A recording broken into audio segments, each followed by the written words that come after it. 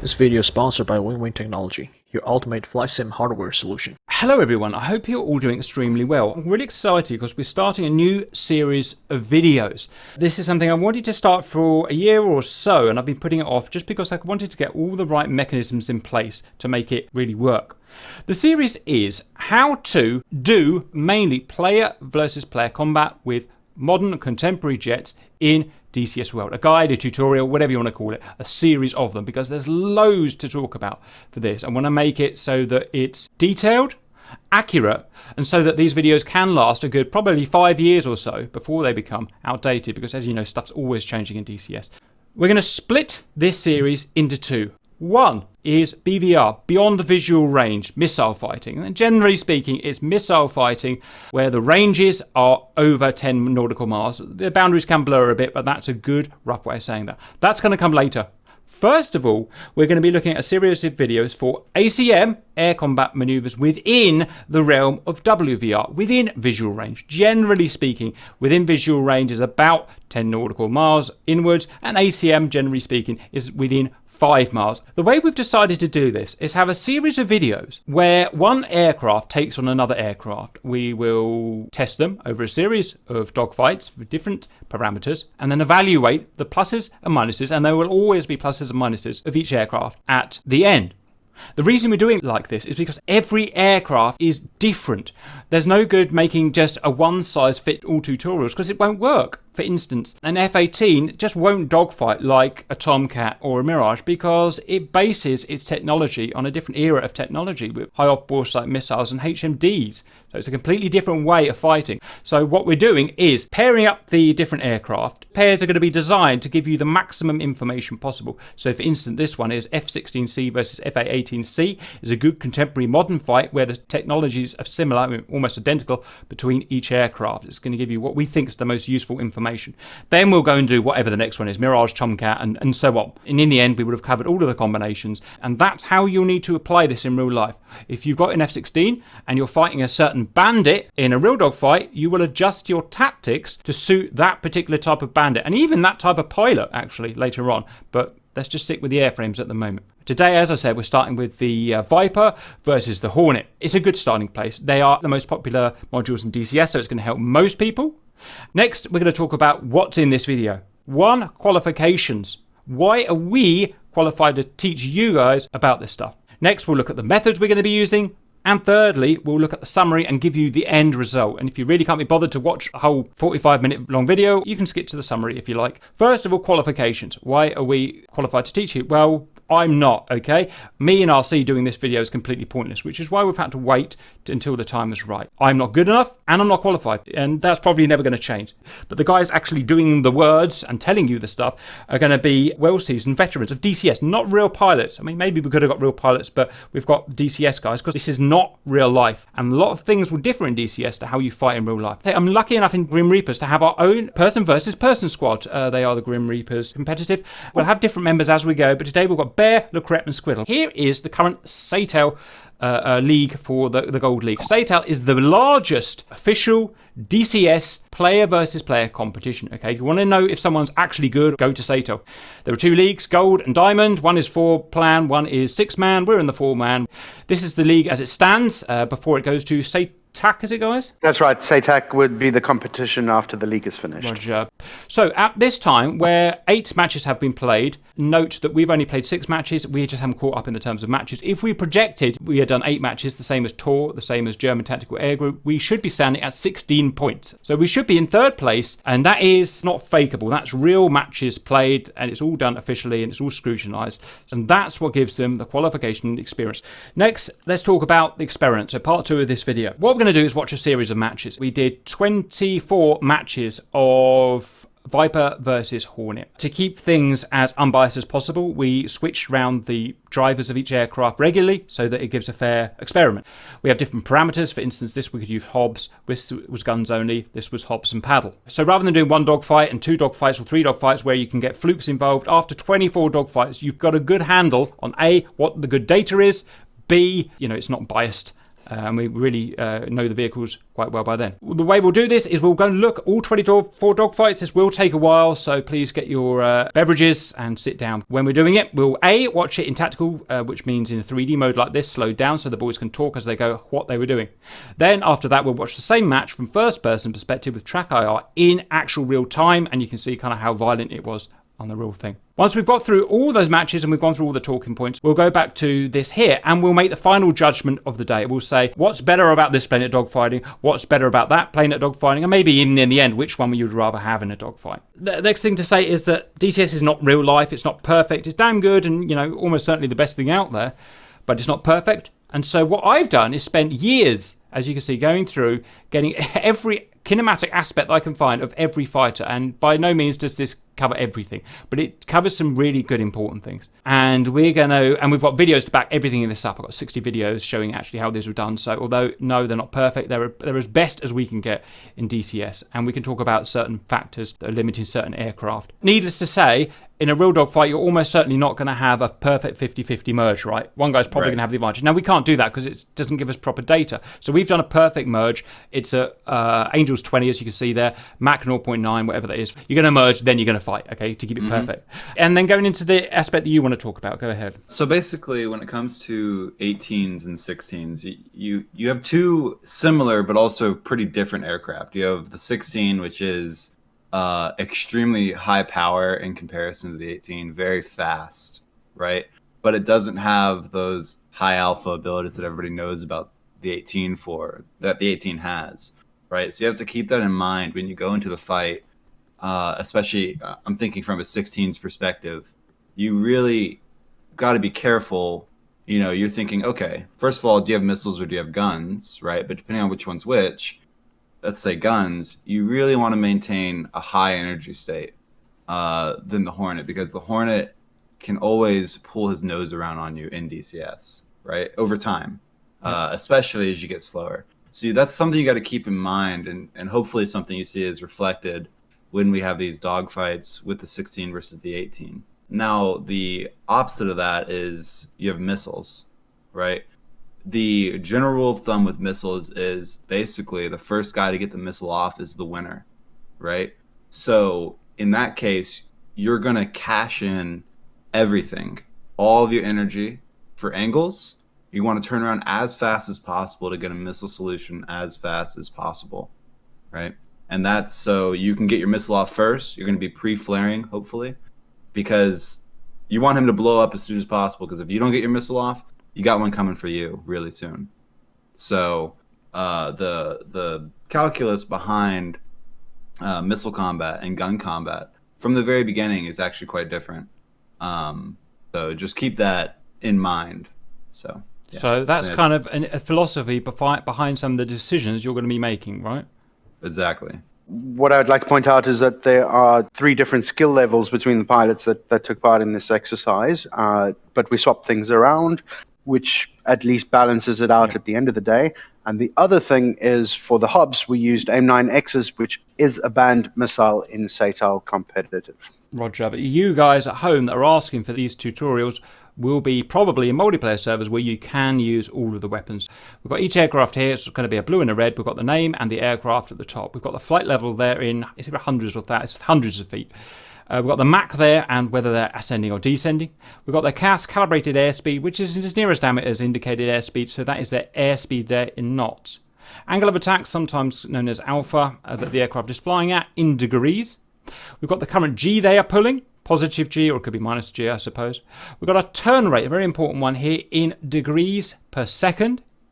Also, one that's not showing but will be there is turn radius, either thousands of feet or feet. It should be obvious when we're there. And finally, energy states. This is for the super nerdy out there like me that love energy states. EK and EP. EK, kinetic energy. EP, potential energy. These are states of the aircraft. Imagine them as currency. If you're going to buy something, you want currency in your pocket. If you're going to go and shoot a missile, you want currency. This is currency. EK, kinetic energy, half mv squared. Task times the mass times the velocity squared is like an instantaneous energy level. And EP, potential energy from my physics days, which is a long time ago, I think it was MGH, mass times gravity times height, which is a useful one, but which is basically going to increase as we get our altitude higher. And we can trade that as kinetic energy. Again, sorry, I won't go through that again. It's just very interesting if you're a nerd and you like to watch that. Guys, match 1 we've got there. Are you ready to go? For the viewers at home, remember, if you want to be a good dogfighter, you need to do all those calculations off the top of your head in less than 3 seconds. Well, I think the first ones we did, the missiles, right? Yeah, correct. So Hobbs, you can see that I'm actually pretty much already below my sustained turn rate speed. And this is because my idea in the 16 is to go downhill. And again, I don't want to be too fast or else the G's I'm going to have to pull are going to be too much to keep my circle small.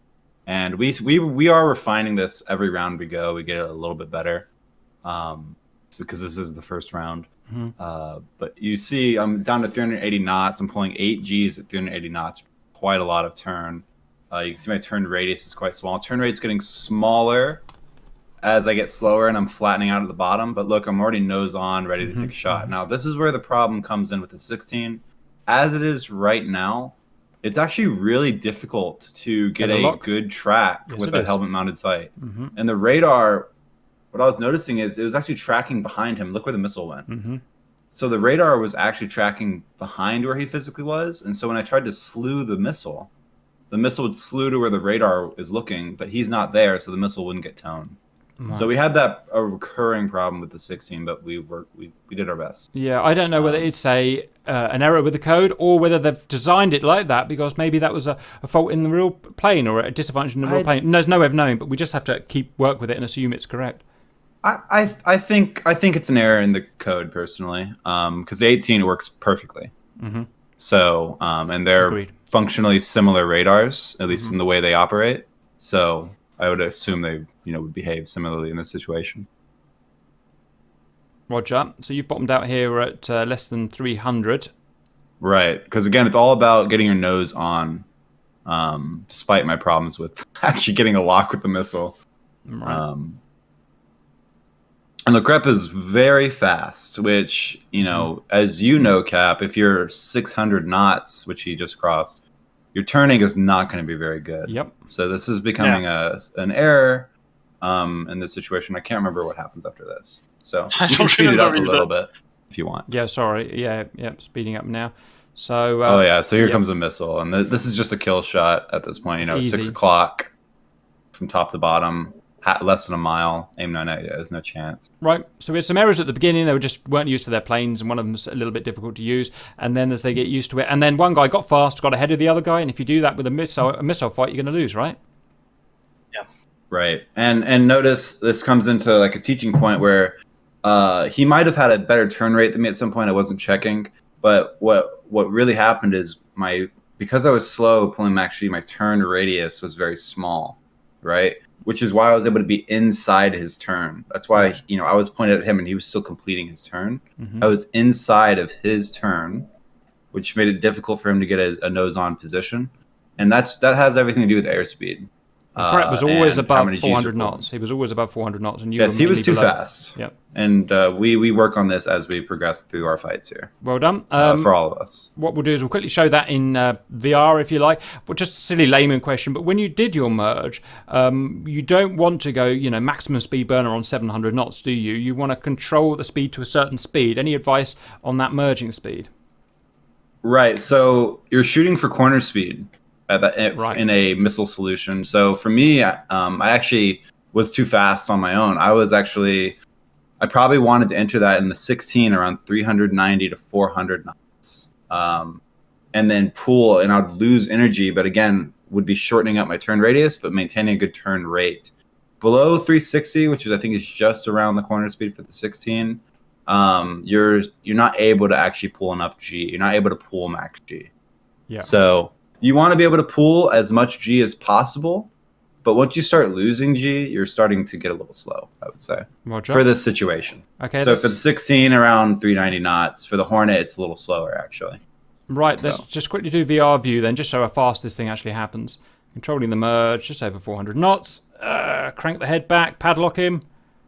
Watching. And this is a skill on its own, looking like this and driving the plane. Even it might be going the opposite way to what you're looking. Very difficult, right? Could be a problem with the missile there, or could it have just gone for the flares?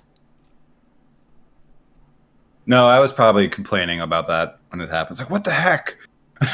What's going on with my radar? At this point here, you know you've won it because you can see how Yeah. fast he is. You know all you've got to do is get in lag, and Exactly. and there's nothing. I'm actually probably full burner at this point. Yeah. Getting my speed back. Yeah. Boom, done. Okay, guys. Round 2. Bear F-18, Squiddle F-16. Go half speed. Speed up, and the merge. Roughly equal parameters. Right. At this point, I'm going. It's the trigger button. It's the trigger button. It's not the pickle button. It's not the right. pickle button. Trigger button. It's the trigger button. Why are we going down? Because I guess you're up so high, you don't want to go up because you can run out of. Yeah. So you can't go up. If you went up, you would not be able to turn as quickly in this situation. You would actually end up probably stalling. If you tried to pull max G, or not. So again, it's about maintaining corner speed, which pretty much is impossible because at corner speed, you're going to end up, if you're pulling your max Gs at corner speed, you're going to get below corner speed instantly. So, but you want to be around corner speed as long as possible. That's why I go downhill, because you get the G assist of gravity. Got the same thing. We got fast Hornet and a slow F-16, and it's going to be a one-way fight. Yeah, there were a few of Gotta these hop off. where the Hornets were a little fast, and we had to reel it in. So, and once we do, you'll see that they actually start beating the 16. Is this with paddle off, by the way, on Hornet? No paddle. No paddle. So does that mean you're limited to 7.5 G? Mm. And the problem with Yeah, that, it's supposed to be. I actually find that it really limits your ability to slow down. That's the biggest problem I have. It's really hard to slow down if you can't get to 9G and get that high alpha, right? So it's probably one We of the do some problems I find. fights at the end where we allow the paddle. Yep, and that's fine. And we'll see the difference there, where they can really, really get that G up. This is a good illustration for why not to be too fast. Both the last fights were, what happens when you're too fast in this kind of situation.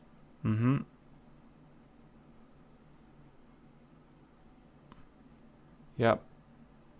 And these are not exhibition fights we're showing you. These are real fights as the boys did it. So you will see the errors, but you'll also see as the day goes on, them getting better and better. It's just the normal way. If anyone recorded this. So that there is a dead man. That's a hob. That's a hob's breakfast all day long. That is lovely. That's what they're for, right there. Yep. Right. Lovely guys. Way too fast. Way too fast. Okay, we're going to move on to the next one. Stand by. We've got the Crep, F-18 Squiddle, F-16. We're going to go to half speed. Go. So the Crep speed is much better right now.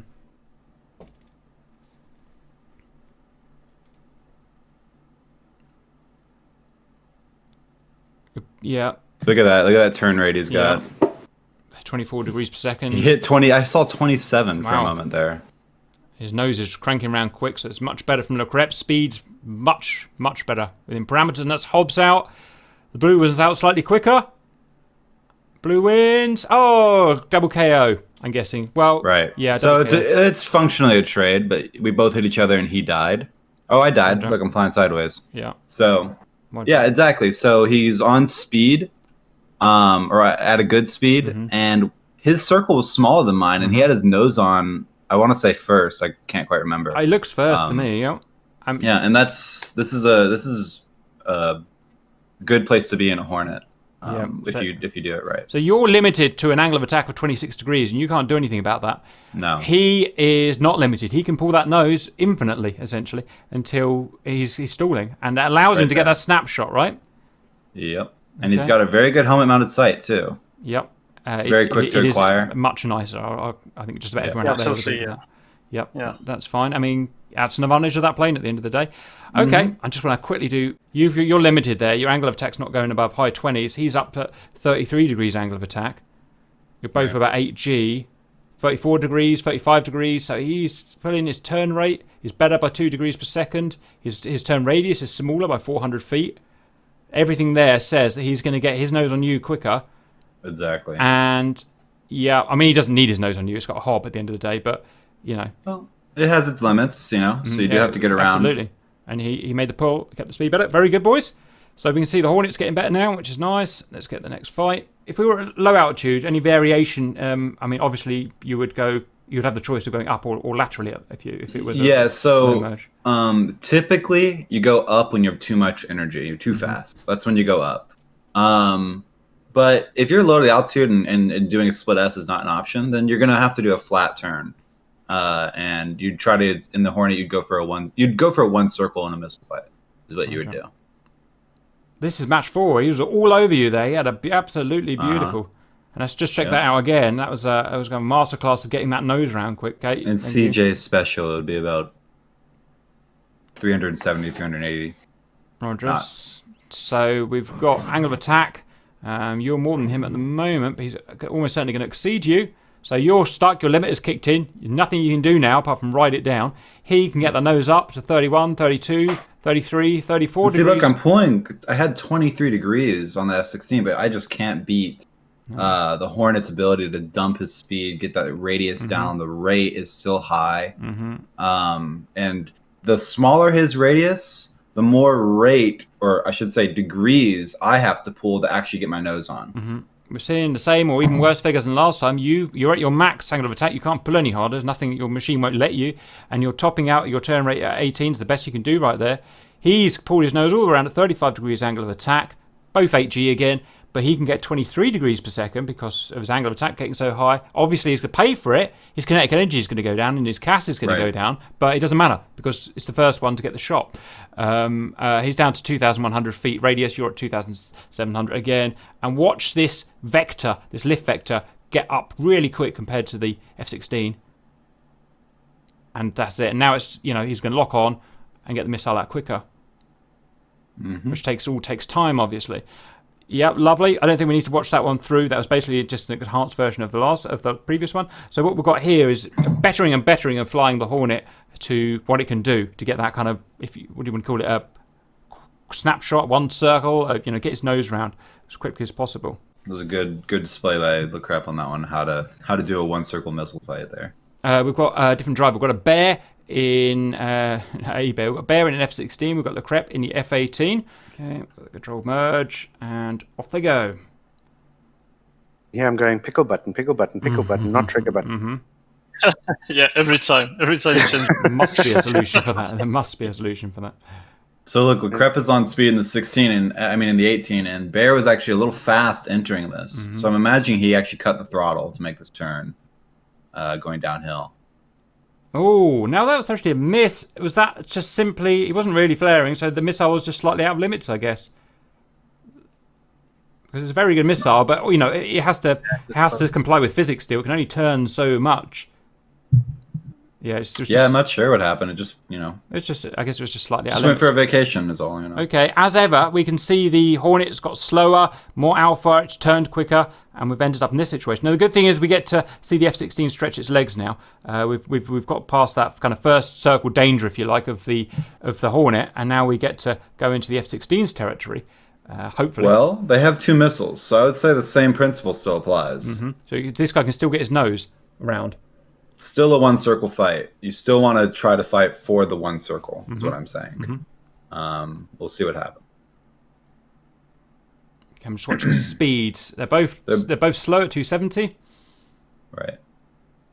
Interestingly, and I think this is about dynamics of how the aircraft flies, maintaining the same speed, I noticed the Hornet could fly at a lower angle of attack, and the F-16, as it always does, flies at a high angle of attack for the speed, especially when it gets to low speed. It requires such a high angle of attack to fly at a slow speed. Just a weird shot, obviously a malfunction of the missile, or just... Oh, no. Really? It turns that much? Jeez. That shows what Hob can do, right? I mean, it really almost ruins the dogfight. That's why you have to... If you get a good solution with the missile, this is why it's so important to get your nose on first. Because, what is he, like 40 degrees nose off of Bear right now, at least? And... Interestingly, you've got parallel bore sight vectors there and there. So neither has actually got an advantage technically, and you both got a missile off. But that was a really good missile shot in how the missile performed. Should be a double KO because this guy's got exactly the same thing to get through. But oh yeah, it is a double KO, right? Yeah. So okay, we didn't pre-flare though. We should have pre-flared before. We should have pre-flared, and maybe we'll. Yeah. Do you want to talk while I'm setting this up for VR? Do you want to talk about the pre-flaring idea? It's not something I've ever learnt or done, but go through that. Yeah, Okay. so Well, you technically you want the missile to be locked on anything else but you. So if you can lock on a flare instead of you, you have to do it. You have to pre-flare to be free. But how do you know when to pre-flare? How do you know when Well, he's going to fire? You know he has a 9x. You know that when you are parallel, if you can shoot at him, he can shoot at you. So Right. it's a bit like it's on feelings. It's on your guts. Well, that's how I do it anyway. Yeah, you know, because you're just looking here and you can see that nose coming around on you, right? And you can feel how my plane's moving and how his plane's moving. He's going to have a solution, like you can with guns. You know when he's going to get a solution by experience. Yeah, so And so now, whenever you see that they could possibly get a missile lock on you, you should start flaring. Actually, just before that, because you don't want the sensor to ever acquire you. You want it to be looking for flares even before it's off the rail. Very interesting. Okay, that's that. It didn't work this time, the free flaring, but sometimes it will, obviously. Watch out. Right, number 7, Le Crep, F-18 Bear. It's the same thing, so let's just go there. And I'm going to slow it down there. It bears very fast this time for whatever reason, but that's his prerogative. And we're back in a fight. Pre-flaring there going on. Speeds are 100 knot delta. The hell kind of shot was that? That's interesting. Oh, wow. That was the one that turned so much. I see that. Oh yeah, incredible. I remember being so angry for this one. Yeah. I don't even remember that 90. shot. I remember it clearly. It was like 90 degrees. Look at It was that. crazy. That's more than 90 degrees right there. That's almost 180. That's almost It's like 180. 135, 140 in reality. The question I've got Wow. is how can it keep him? How can it keep him in his nose cone? I don't want to. Actually, I'm not going to Well, get distracted. But The AIM-9X has I think it can look almost 180 degrees left and right. So That's as amazing. long as the missile's turning, as long as the missile's turning, it can keep them on the edge of that sensor. It can keep reacting to what it wants to shoot. Oh, we have two F-16s. Two F-16s. This was by mistake, but we did the fight anyway. let's see what happens. So there's no advantages here. So I'm guessing you're both going to do exactly the same thing. But we shall see. Bear slightly faster and slightly less pull, but he's coming back now. You're both on the plum. You're both exactly the same alpha. You're both exactly slightly faster Bear, but it's Is this more a or less missile equal. shot? It must. Guns. Yeah, We're back. no, it's still missiles. We've got 2 more missile fights and then guns. I did what Bear did, and I was like, Wrong I button. pulled the trigger. Right, I pulled the trigger because of the F-18, and Let's not waste any time on it. So we've got the Crep in F-16. F-18 is off they This go. is the last hub. Lost hob with- until we go into guns.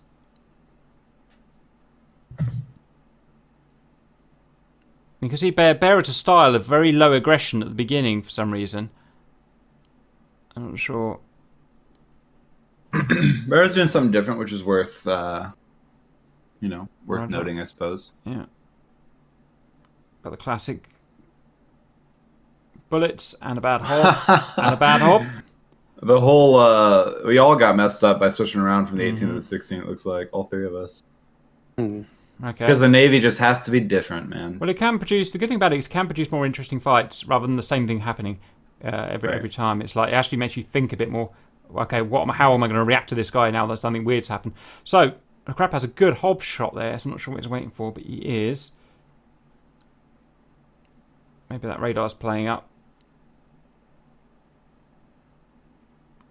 Okay. Speed. The Crep's got himself very, very low in that F-16.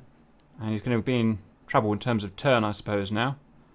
So if he has a missile, this is okay. If he doesn't have a missile, then this is very bad. See, Because that's he's falling out the sky now, basically. well, now he's very slow. We're Whereas, at half speed, so it feels even slower than it is, I think. yeah. 300 knots.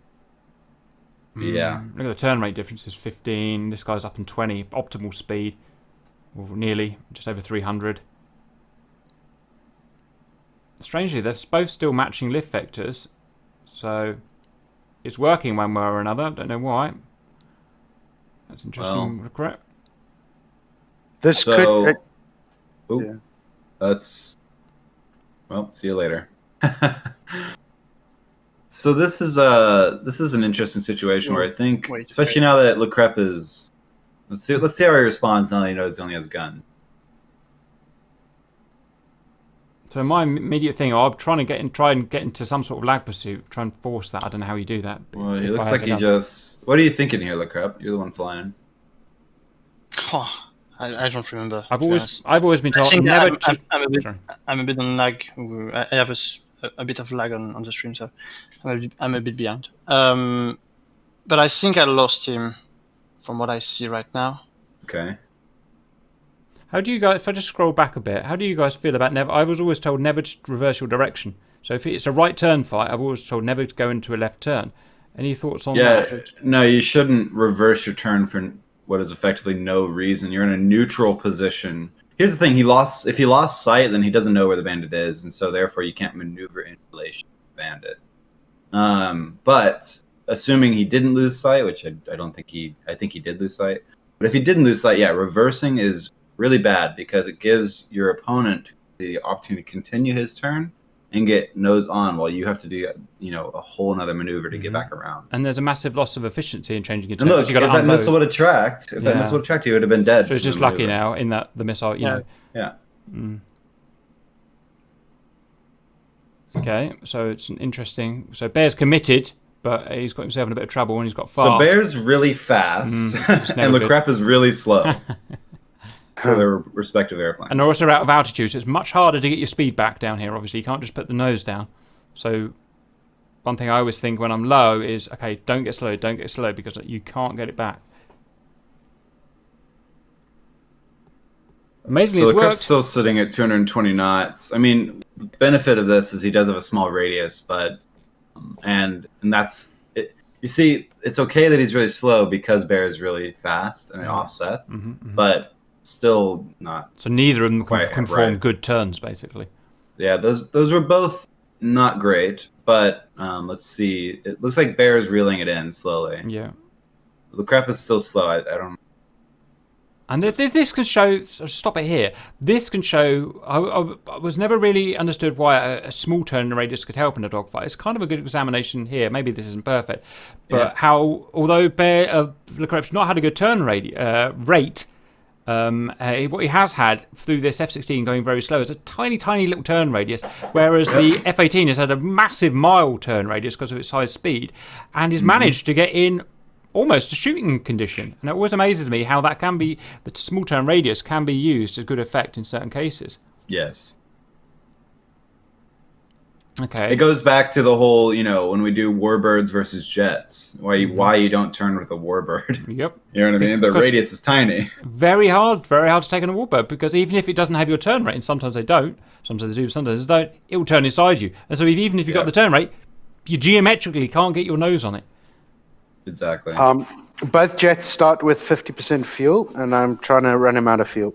Roger, that's fair. I should just say one thing here. You can see his bore sight vector is now ahead. So this is what would be called a lead pursuit, wouldn't it, guys? Where you've got your bore sight ahead of the guy, and you do that usually if you're going to take the shot, right? Right. Lead is if they're pulling lead on you. General rule of thumb is you need to be ready to jink at this point. Right. So he's getting close, and it's getting dangerous. Now he's in lag. His lag is eased off the alpha, right? Yeah. Right. He's just maintaining this lag now. He dumped his energy, which if you're good, you can actually recognize when this happens. A lot of times it's from vapor trails. And so it might have been a good opportunity for Bear to climb and speed up. Right. We'll see what happens here. So this guy looking back at the 16 sees a bunch of vapor trails, and we know he's got, I call it stalling, I know it's not proper stalling, but he's got to this horrible state of 250 knots, which he just can't get back. He can't get speed back, because we're forcing him to turn all the time. There's no way for him to get his speed back. So, like you said, extend, climb, do something that he can't, right? Exploit his low energy. Exploit it. So what Le Crep should be doing is saying, you know what, I'm not going to be able to maintain a gun solution here for much longer. He does end up killing Bear, so I spoke too soon. But really, I think Bear was a little slow. That being said, Bear was slow. But really, Le Crep should have been flattening out and getting his speed back to maintain. right? So, And you can do that. You say the interesting thing is you can do that pretty safely in lag. So what we could have done is had this guy here could have unloaded the jet, which means reducing your alpha, less backstick. He can keep his longitudinal vector, his ball safe vector, in lag, so he's safe behind this guy. And the good thing about that is if he does it a certain amount, he can start getting energy back. Now the bad thing about that is that this guy can also be safe to get some energy back. But if this guy's not clever enough, it gives us a good chance to get us back to 400 knots and back in the fight. As it turns out, he didn't need to, but he might have needed to. So well, and the topic of the video, 18 versus 16. If I had to pick a plane to be in below my optimal speeds, it's the 18. So when I'm in a 16, I'm like, oh god, I'm slow. I'm thinking I need to not be slow. right, like absolutely, soon. absolutely. So. And like you were saying at the very beginning there, the ethos is the F-18 wants to get the F-16 slow. It wants to drag it slow. Exactly. Where the F-16 gets really crap, basically. That was a big one, but it had some interesting talking points, I think. Right, on we go, guys. So now I think we're doing gunfights. Right, so on to gunfights. So different ethos. You no longer really want to get your nose round as much. What you really want is to get in a better tactical position, right? You want to get in his tail, really, ideally, right? Yeah. So here I am thinking about the long game. Like, I'm going to try to capitalize on this. Starts getting very into BFM. But you can see I started out with a very high energy state going up. Lucrep decided to go down. Maybe he thought he wasn't fast enough. Yep. Maybe he's trying to just mix it up. I don't know. And note how they're not just dumping their energy for that shot, because with guns, you can't get that shot. You just can't do it. No. You've got to get a proper solution. You've got to get on their tail or in a decent position. Okay, so one's gone high. It's just really get a free shot. Obviously, is reduced. But look at his potential energy. And what he's going to do is trade that, whip that potential energy off into K as soon as gravity starts taking over, which is great. Lecrep, personally, for me, he's got a little bit slow. Bearing in mind, he's only just started the uphill, but we'll see. Yeah, my mum says I'm special. I'm very slow. It's okay, Lecrep. So this is, I've never seen this before. Plumb down and plumb up. And they're having a joust here. And usually a joust doesn't work because guns just aren't that good, but in this case, one's taking the other one out. I died. Okay. I guess I could have kind of sort of got that snap. Anything to learn from that? Head-on shots suck. They do. Yeah. It really is. To be honest, it gets kind of just... If one of the guys is lucky, another one will die. But otherse, usually... I think I got pissed and I was like, all right, fight me again, Lecrep. That's what I said. Actually, yeah, I don't know if I killed you only or if we traded on this. I think it might have been a trade. Yeah, I think that list. I think I did actually take out Lecrep's elevator and he plummeted at that point. From what I remember. So that was a trade. And it's interesting seeing that one had the ability to, or they both have the ability to go up now, because again, you don't have to worry about that nasty hob shot. We can go up. And did you say what's the thinking about going up here? This is something I love doing. This is all about trading kinetic for potential, like you talk about. Right. So I go into the fight with a lot of speed, and not saying this is what you should do all the time. It's just what I like to do. But I go into a lot of speed, convert it to altitude. Hopefully, my opponent is not thinking the same thing, or else we'll end up in a similar energy state, just at high altitude. And in this case, it does work, and I don't think I'm going to commit to the head-on this time because last time it didn't work out. And I'm super slow again. So I like to think the red guy here has got control of the fight. Definitely. So this is exactly what I want. So I have done a standard up maneuver. He, I think, did an Immelman, essentially, and is still chasing me up. So he had to burn energy to turn towards me, and now he's climbing. Right. So he's in a stall situation, whereas I'm not. And this is exactly what you want when you go up with a lot of energy. You want your enemy to try to chase you up, burn energy to do it, and then they're like, oh shit, I can't make it up. And that's it. That should be a one-way fight now because he's A, stalled, B, got you on his 6. That should be nice, easy to kill. It is. One thing I just want to quickly look at there. Whoops, I'm just pressing all the wrong buttons as usual. I want to see the merging Ks. So I wanted to see if Squiddle had planned this from the start, and we can tell if he did because we can see his energy. And you can see, look at his K, which is just his speed, essentially times his mass, you might as well say. It's twice as that. So what he's done is he's saved up his currency because he's thought ahead. He knows what he's going to do. He knows he's going to go high. He knows he's going to then drop down, and he's going to rely on gravity and whatever to just suck this guy's K away. Now, like we said with the Hob, high K is bad. High K's Very bad. bad. But with Had I guns, done this, Leclerc would have killed me very Right. quick with missiles. because his nose would have been on you from the start. Yep. But now he's going to play the long game and think ahead, which is why I find guns combat so much more interesting, because it's a bit more like chess, whereas you have to think a bit harder. Anyway, guys, really good fight there. Enjoyed that, and a good example of kind of pre-planning that. Anything before we go to our next fight? Now you'll see that is my style. I love going up, so you're gonna see in the gunfights I pretty much do it all the time. I think there's a couple instances where I don't do it, but yeah, that's pretty much my strategy. So it is I guess a lesson in some. Roger. I think we'll see though. I've kind of copied from you. What I don't have then is the tactics once I've got high. I never know how to trade that back down into the fight, and that's why I fall apart.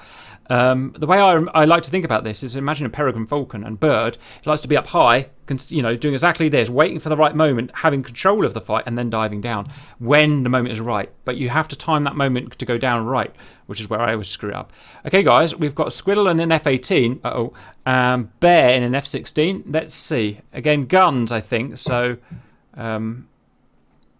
So just for the topic of the video again, in the 16, if I could teach anyone anything, it's to remember, especially in the 16 against things like the 18 or the Mirage or even the Tomcat, you have to have generally speaking, you have to have a higher energy state than your opponent, because you do not have the ability to maneuver well at low energy state.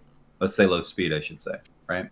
So if you see your opponent is faster than you, especially at the merge, and they go up, you're already in a losing situation.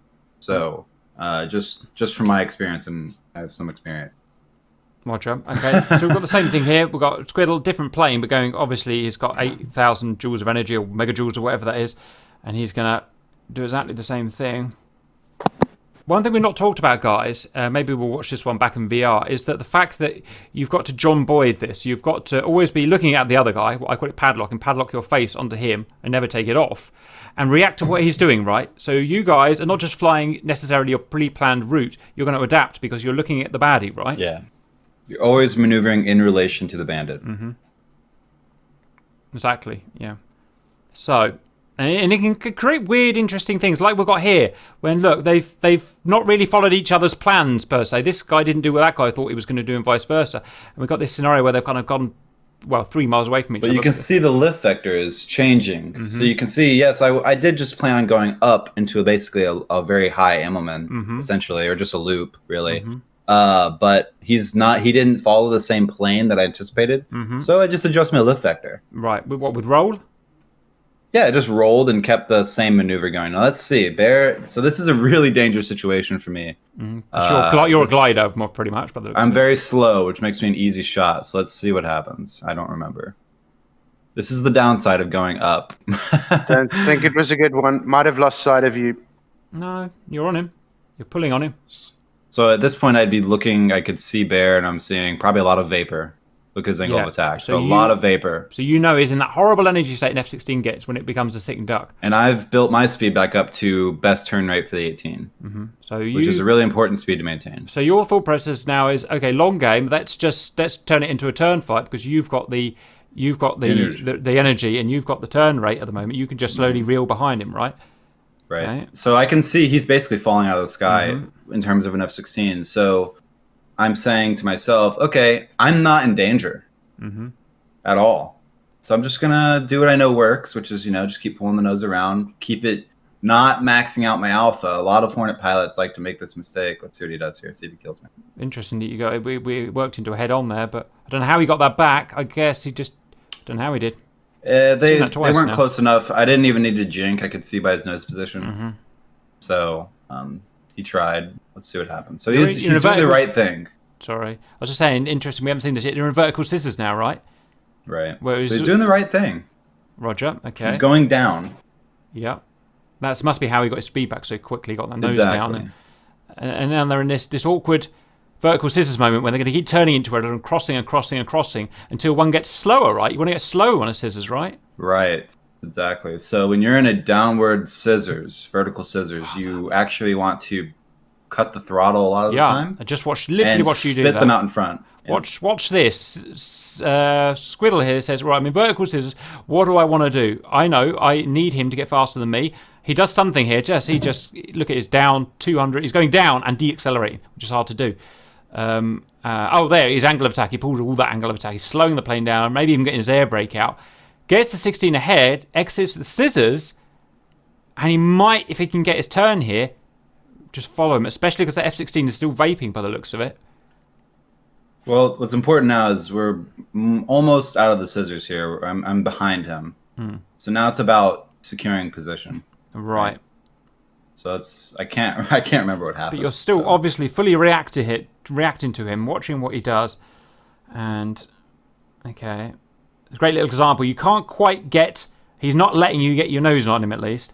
No, he's being a very difficult opponent right now. He's trying to make it difficult for me to kill him, which is what you should do. Now, one of the interesting things, I like to call these death spirals. Eventually, you're going to hit the floor.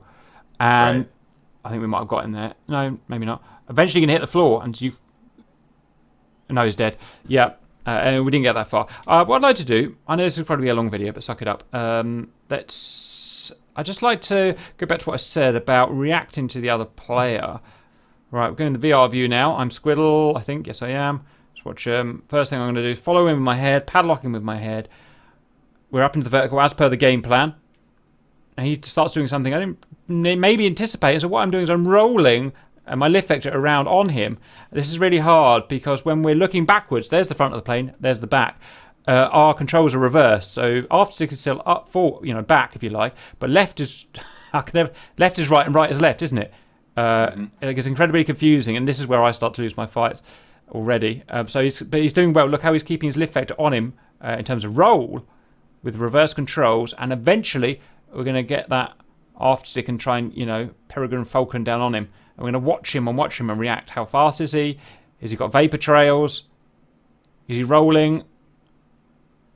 Keep him watching, keep him watching. And I'm making a gamble here, too. I'm saying, do I think he's going to be able to shoot me? Right. No, okay. So that's how I decide. It's really a split-second decision on whether I think he's going to be able to make a good shot. And whether it's worth the energy to try to evade. And all of those judgments are just best estimates, right? You never know anything. It's just... because you haven't got time to calculate. It's just, I think roughly from my experience, yep, go. We come down here. Neither of them, yes, there's a good shot from Bear, but we survived that one. And now we're going to force this, well, I don't force it, but we've got into this weird vertical scissors that happens. So because we're trying to keep our noses on each other, you got this weird thing where we're going to draw these little kind of circles in the sky and keep merging. And now, Squiddle's figured it out. Look, he's whacked the half stick up. Built up the drag, and now we're behind him. I can't even remember who wins this, but it looks like Squiddle's going to win it because he's in a good position. And this is a really, to Bear's credit, this is really difficult in an F-16. The 16, sadly, is one of the worst performers in BFM in the game right now when it comes to contemporary modern jets. It's really sad because it shouldn't be. Should be one of the best. And that's not because the 16 is wrong. It's actually because the other jets are overperforming, in my opinion. So, especially the 18. So, but no, Bear actually did really well. It's just that he can't do what I did because of the plane. He can't slow down like I did. And even if he did, he'd be non-maneuverable. Right. Whereas I can. So he's kind of screwed. And it all started pretty much from the beginning when I had high energy, went up, and he chased me. And that kind of... It was a long death spiral, metaphorically speaking. As a disclaimer, obviously, these are all early access planes, and things will probably change and sort themselves out. But ignoring that at the moment, at least, which is what we have to work with. For instance, in best case scenario, within a certain window of the EM charts, we've got 2 degrees per second on sustained turn rate of the F-18 over the F-16. So when we're going to kind of thinking 2-circle type fighting, sustained turn rate, turn fight, weirdly, the F-18 has the advantage in a sustained fight over the F-16, when in real life it's the other way around, isn't it, guys? Yeah, and everything that I think any of us have ever heard is that the 16 is a absolute beast in turn rate, 2-circle fights, and that the 18 really doesn't stand much of a chance against the 16 in a 2-circle fight. Right. Yeah, and that's why that's when at the beginning I made a point of saying this is not real life. It's, I don't want to say a game, it's a simulator. It's not quite as real life is at the moment with these dynamics. You have to adapt. Suck it up. Don't just do what real pilots tell you to, because this is not real life, at least at the moment. Okay, guys, great fight, which will speed up the operation now. Anything on that before we crack on to the next? Tell me if I've got this wrong, guys. I think this is the next one. Yeah, because Bear was in the last one, wasn't he? Yeah, good. Right, so really, we had a high energy state from Le Crêpe. He's gone up and done a Squiddle. Squiddle's done something different, and I'm just trying to get everything set up for it. No, he hasn't. He's just he's just not pulling high G.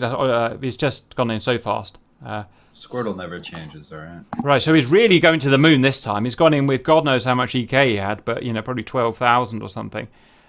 And it's just an exaggerated version of it. Now, interestingly, Le Crêpe did the same, but because Squiddle's was higher, he's going to be able to get down on him again. Well, I'm in a 16. If you rewind it real quick, Cap, to right before the merge and look at my mock, Roger, trying to. and that should give you a good indication of what we're working with. Right, so you're he's supersonic. You're Mach 1.5. Which is, let's say, that's not a traditional dogfight, obviously, but because this is controlled, you could do things. You push the limits because it's controlled. I know he doesn't have missiles. That's the determining factor. So you can just go at him, hammer and tong. You can just go to orbit now, so that's fine. Yeah. I'm gonna go get some astronaut ice cream from the ISS. Come back down. And look at Le Crêpe. He's doing all right. He's not stalling the plane at least, which is good. He made a good decision to get out of that. Yeah, because he could have just gone until his aircraft stopped and fell out of the sky, right? And he's, to be honest, pretty much nearly neutralised. Look, that's his vector. That's his vector. That's your vector, and the speeds are you're actually in a better position. But let's carry on. So we're going to go into my classic Death Spiralers. I know it's not the proper name, but I like the name here. The F-16's for me actually got a little bit too much speed. Any thought of that or? Only about 420 indicated. Yeah, okay. Turn rates between 410 and 440, I think. Okay, 16. Spot on then. The Crêpe's got very slow.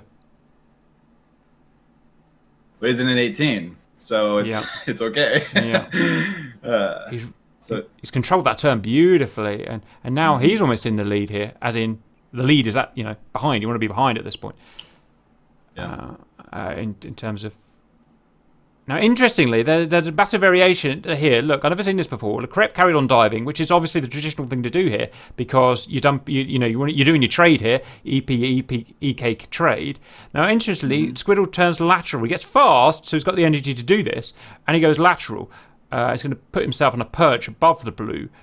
I've not seen that before. That's all because I'm too fast to go down. Right, you're just going to pass out because you just can't. So I'm going to burn my energy to turn it into angles. What I'm trying to do here, because if I went down, it'd be like 500 something knots, and I'd just be, I'd be out of the fight. And you've got the G. You've been pinning the G there, 8+. So it's doing that, and it's working pretty well. Got the angle on him, and you kind of got this weird thing where you've gone your circles have gone out of phase. His circle, because of his return radius is so small compared to yours, have gone out of phase. But the fight's still, it's still completely valid. And now a reversal. A brave reversal there, and this is I would think the Hornet's really good at this. Let's just have a look at this. Getting that nose round on that reversal. I'm guessing is going to turn it into scissors, but we'll see. Can't remember. No, so Red refused to I think comply for scissors. So let's see what's going to happen now. What do you think about your speeds here? It seems pretty good for the F-16. Pretty good. Perfect right now in terms of. I mean, the 18 and the 16 are both at their optimal turn rate. Wicked. Speed. Just could go anywhere. In terms of angle, the blue's got it right. But blue does have it, exactly. Getting a bit fast on the Hornet now. That's the problem with lack of paddle, obviously. You can't burn that speed off for turn. You've literally got to waste it by putting your air brake on or coming off burner, either of which are incredibly inefficient. Actually, Cap, there is a method that I try to teach people to help with that. Is if you have too much speed, just convert it into altitude. Right, so nose up like you did before. Yeah, exactly. Right, never thought about that before. Okay, the turn pretty much evened out now. You're pretty much lift vector to lift vector, maybe he's slightly ahead a bit. Again, he's pulling, he's trading, so he's going for that kind of snap, which isn't really going to help him. That was a mistake. Yeah, because now he's going to take time to get that back. Right. But it's salvageable. It's not the end of the world right now. Yeah, and plus you've got altitude to play with. Notice I was, if you rewind for like 6 seconds there, I actually had I was over my max turn rate speed. I was getting too fast. Where are you? And I went up. Right. I don't have to go up. Yeah, you're 500 knots now. Prep is mostly on a flat turn plane right now, relative to the Earth. So right, so I'm fast. So you've rolled right a little bit. You've allowed the plane to keep in its nice. So you haven't upset it by doing anything. What you've done is gone up. Just let gravity do its thing, right? Yeah, and kept pulling G's. And you keep pulling the G, which is interesting. Right. The Crep has managed to get speed back. Maybe not, actually. So, although it looks pretty ugly, the F-16 is in a better position. It's happy at 400 knots doing that, and is slowly reeling him in. Whereas this kind of tomfoolery of pulling lead for this blue, it should pay against him in the end. I don't know what Squiddle's doing now. He's given up, I think. I can't remember. Did I run out of gas? Your girlfriend's got a bit. I think I ran out of gas. All right. Well, we'll terminate that one there. Let's not waste time on it. So that's a good example of, it was just, the 16 is so hard against a good F-18 pilot. It is very difficult to get an actual gun solution, because the 18 can pull for what it's worth. There you go. Yeah. And has a higher turn rate and a lower turn radius. So sustained. So it gets very difficult in the 16, and that's why you have to stay fast, and that's just so you can survive. Right? It's not about killing the F-18 in the 16. It's about surviving against the F-18. Your turn rates are close enough to where you can stay alive for a long time. There's not, and hopefully you have a friend. There's not a great deal much you can do to actually kill him, though, right? You can't. There's not much you can do. He has to make a mistake. Yeah. He has to make a mistake. You can't just. It's if flown perfectly, which no one flies anything perfectly, but if the 18 is flown perfectly, and the 16 is flown perfectly, in theory the 18 should come out on top in DCS. Right. And he flew it well. Roger. Okay. Right. We've been an hour now, so let's let this run, and then we'll jump to paddle off, and then we'll terminate a summary, I think. Okay. Because we've had some good talking points, and we've got a good feel for what we're doing here. They're really interesting here. I'm guessing Pear just lost SA here because it's just given his backup. So that's perfect for Squiddle there. Blue complied perfectly. And that was all turn radius right there. Bear was over 500 knots, and I was able to sneak inside his radius. Okay. Just, in hindsight, you can see the numbers. And he's got this awkward position where Blue can pull harder, right? And so it's hard for you to get your nose on him for an actual... Right. That is awkward, and you just see him eking away there. And look at the difference there. 22 degrees angle of attack. This guy's, well, he was pulling about nearly 40, but he's unloaded now. And because he's got the addition, now he would stall if he was on a flat plane, but because he can use gravity, he can get that speed back. It's almost a little cheaty.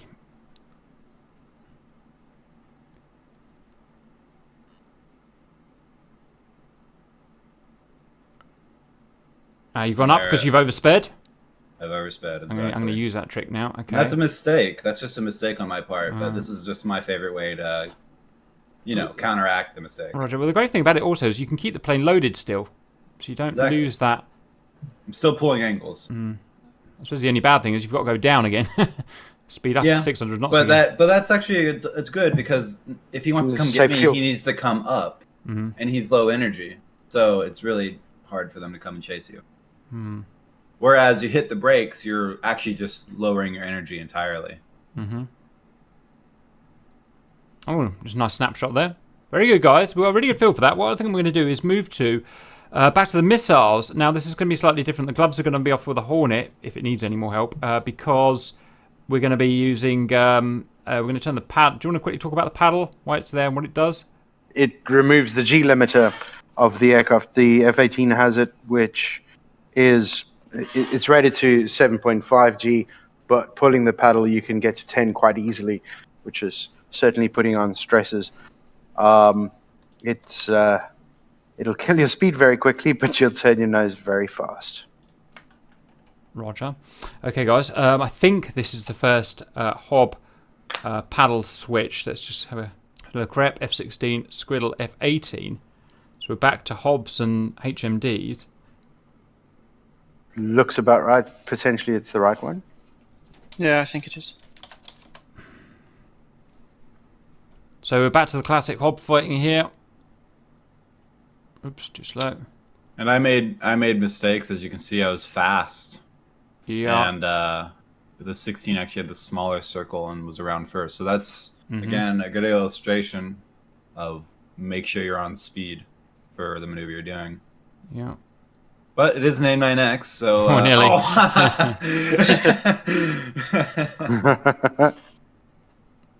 Yeah, and I shot guns instead of pickle buttons, so Typical. nothing left the rail.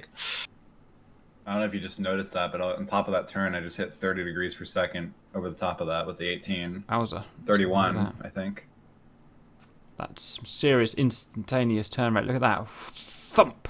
That's because you got 32.4. 40 degrees of angle of attack. Look at that. It's a big trade. But it's an 18, you know? Big trade. But it's a hob fight, isn't it? Yep. That's just about doable. Pre-flaring and just didn't save you in time. And he got me, yep. Okay, very good. Anything to say about that before we do that? That was the last one. We actually didn't have pedal in that one. The next fight's paddle. Watch out. And honestly, I can't even, if it's me flying the F-18 and using paddle, I can't even remember if I used it. I might have. Roger. Yeah. It's not always... No, I was going to say that. It's more of a gunfight thing for me. Well, it's DCS, so if you pull the paddle, I mean, halfway done with your turn, you're unconscious if you're actually sustaining those Gs. So, yeah. We'll see. I can't remember. Right, so down we go. So, Squiddle, F-18, Crep, F-16. Equal so far. I love it. You can see those defectors. My speed is a lot better this time. Yeah. Looking at myself here. And the turn radius is 500 feet less. And that's going to be an advantage to getting that first missile out. Both of them got missiles out. I favour the red for obvious reasons. Pre-flaring did help. Did help. Whoa, both pre-flaring help, guys. Perfect. Well, he got hit. Is he still I got alive. Yeah. Let's see if it still goes on. Roger. It's probably knocked him out, but we'll see. No, I think he's fine. 40 degrees angle of attack to get the snap. And now he's definitely dead. Yeah. Okay. I think whatever happened, the hit just, I think, put him off enough that he's just stopped performing there. Very good. Go. Next one. F-16. Very fast from Bear for the hob. This is going to be interesting. This is going to be a G-lock. I'm a little over speed for what I'm trying to do again. That's turn rate of 28 degrees per second and a 2,000 foot radius. Can't get much better. I did pull the paddle. I went Look at over that. 9G. It's already flat. It's like a thing the F-22 does to go flat. It's amazing. Yeah. And there is not much Bear can do. I mean, you can dodge this because it's a far missile shot, but we can flare. But I mean, that's the actual classic. That's a perfect F-18 example there of how to win this fight. If you look at his numbers, I think that was 22. Number 22. Fight 22. I've already got it fairly slow. Just watch those numbers. Angle of attack, turn rate, turn radius. Can you compare it to the F-16, which is about half, basically, because overspeed and whatever. It's just nice. And it's basically just floating now, that plane, pretty much. Yeah, I think I cut it to idle and threw my air brake out when I did that because I was over 400 knots when I merged. And it allows him to get that shot off. And even if that misses, he's got time to get another shot off. So, nice.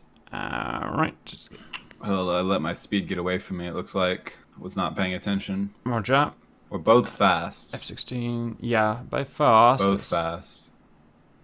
In hindsight, I made an error right here going down. I probably should have just, because I was overspeed, I could have just gone into a flat turn. Right.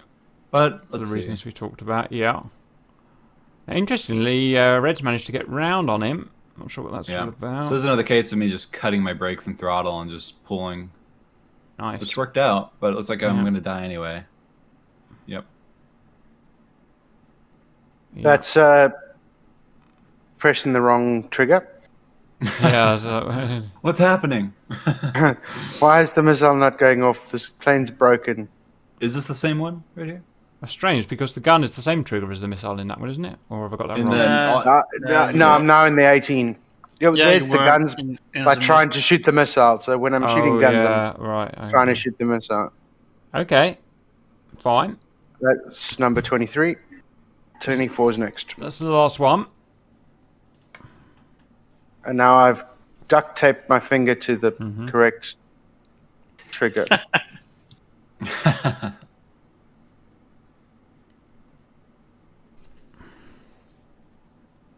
And they go again, the familiar shape we've seen. Some nice, pretty okay speed. Who's going to get there first? Possibly the F-16, which is more aggressive. Both missiles out at the same time. Both missed? No. So that one was definitely a problem there of me not getting a useful lock. I would get the lock behind the F-18, and yeah. I remember you were friendly about that. Yeah, I was complaining about that. Well, I mean, that is part of what we're judging today, as well as this kinematic that's something performance. to consider if you're going to sit. You know, if we're going to compare them as they are right now, this is what we have. When I was teaching, not this kind of stuff, but just basic how to use the plane, I always teach the Hornet on this kind of stuff because it's so easy to get a lock and stuff like that compared to fiddling around with your egg and putting your egg on. And where's your egg gone? On the F-16. Yeah, well, in the 18, it's automatic slaving as well of the missile. Whereas the 16, not only do you have to TMS up while looking at them to lock them, you then also have to uncage the missile. Right? Whereas the 18, you just look at them, automatically locks, automatically uncages the missile, fire the missile. I mean, it's amazing that but that's how the planes are apparently, so suck it up. That's realistic. So that's the fighting, okay? Like we saw, lots of good things, lots of bad things, real fighting, not exhibition. It's just, putting the boys in a room and making them fight.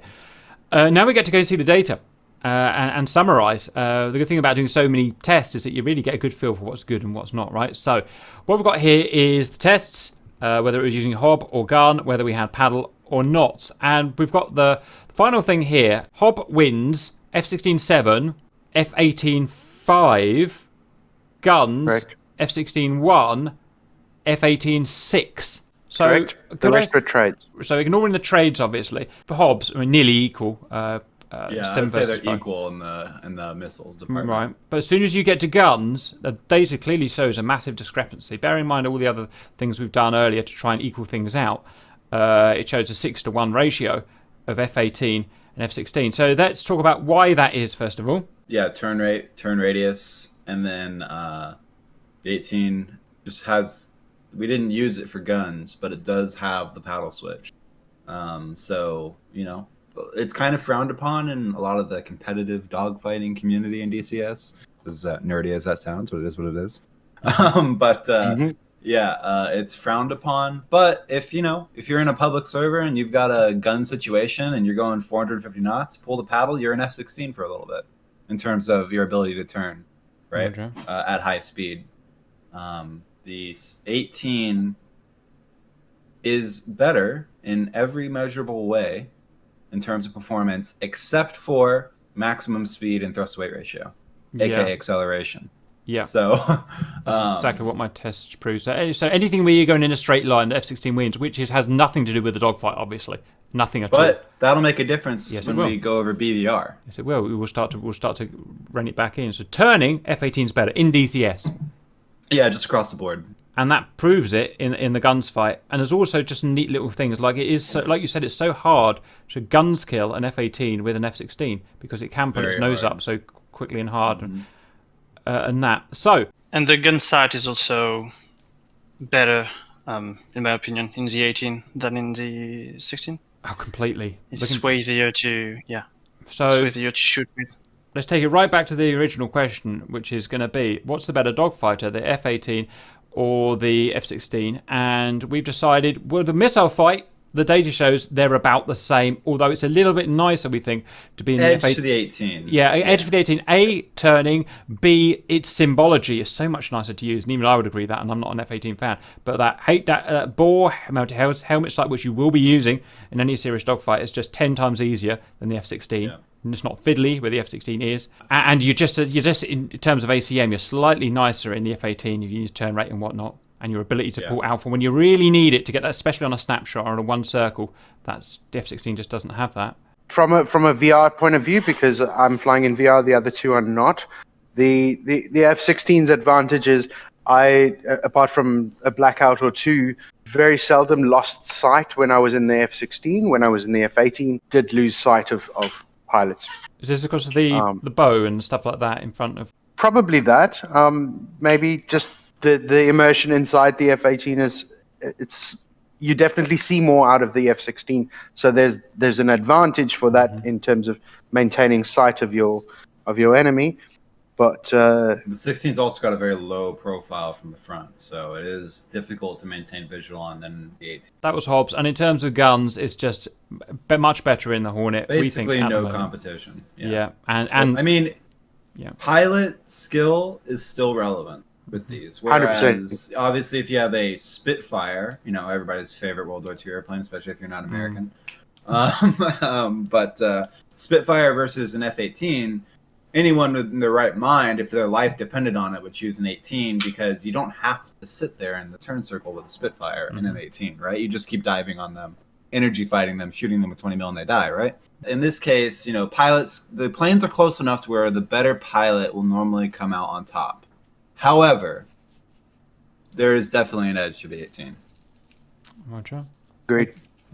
Okay, guys. Well, that's our synopsis of the F-18 versus the F-16 in ACM. There's the data that's shown you, and that's the guys that be doing the fighting and telling you why they think that is. I think that's great. Next, we'll move on. Any idea what we're moving on to next, guys? You can give us something, we can choose something, or you can ask the comments. Oh, yeah, great idea. When this video comes out, you guys, what do you want to see next? And try and keep Hob and HMD planes to themselves. It's no point in putting an F-16 against a Tomcat because it will immediately kill the Tomcat with its missile, because they're generations apart in terms of technology. Done. Anything you add before we go, guys? I think it'll be interesting to show the BVR department, and then also air to ground is something that I think people, if people are looking at this to think about which one they want or something like that, or maybe they're just curious about what we think about them in terms of air to air. But I think air to ground, even though, as you may know, Cap, I don't do a lot of air to ground. It's not my favorite thing in the world. But the 16 and the 18 are very comparable. The 16 is, although incomplete as it is right now, it's a very capable air-to-ground platform. For instance, I just want to add this in there as like a little caveat for people to think about. Everybody loves the 18 because it could do harms. Now the 16 has harms. Well, guess what? The 18 can carry 2 9s, AIM 9s, and 2 AIM 120s, and 4 harms. The 16 can carry 4 AIM 120s and 4 harms. So, I mean, that makes a difference, and the 16's faster in that configuration. So much faster. So something to think about, that the 16 is very capable, especially as they flesh it out in air to ground. BVR, it's extremely dangerous. I mean, it's common to see a 16, especially on public servers, going Mach 1.6 at 37,000 feet or higher, firing AMRAAMs at you from 30 miles away or maybe farther. Whereas, good luck finding an F-18 at that altitude, at that speed, with a functional load of weapons. Absolutely, guys. So, something to think about. Right, we'll do that. I hope you enjoyed it otherwise, and I'll see you later.